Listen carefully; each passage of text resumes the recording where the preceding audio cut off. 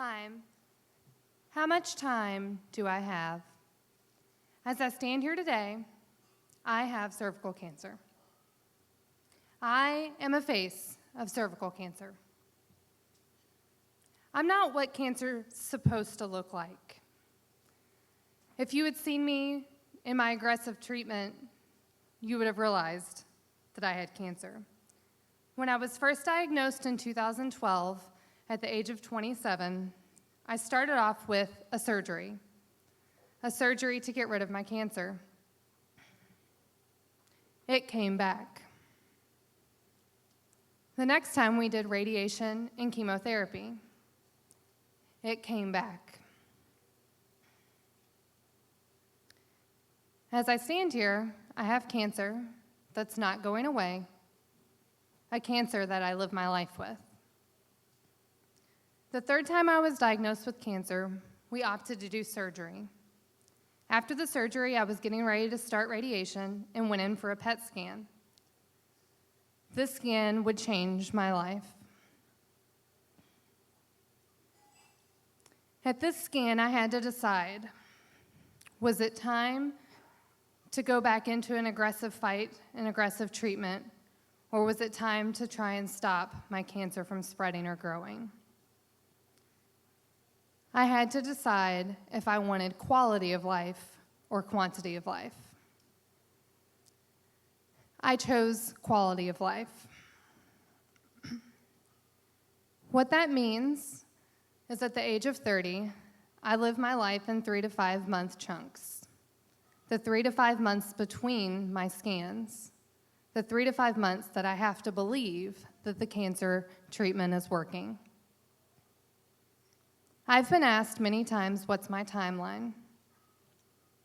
I don't have a timeline. I've never asked, and I've never been given one. If I ask what's next, my doctor tells me there's other options. There's other options. As I stand here today with the 7 spots of cancer in my body, I feel like I'm always waiting for my next scan to know if the treatment's working. A treatment that works great for some women and doesn't work at all for others.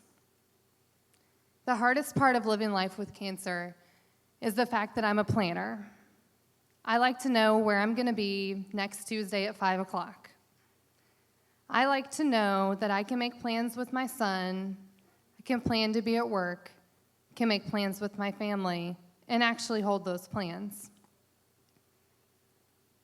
I like to know that I can schedule a date with my husband and actually want to have sex at the end of it.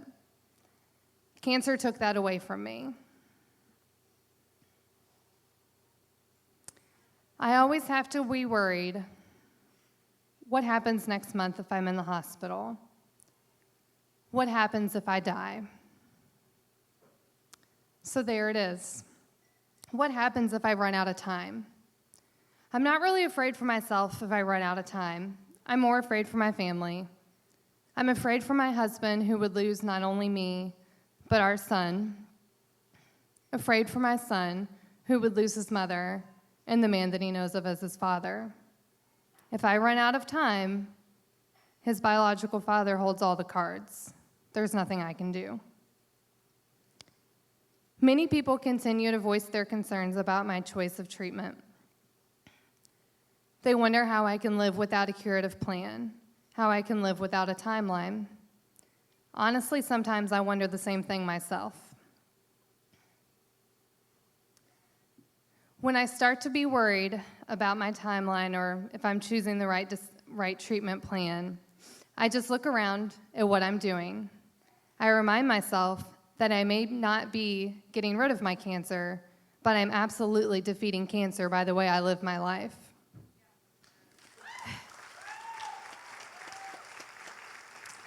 This is a face of cancer, but I'm not out of time.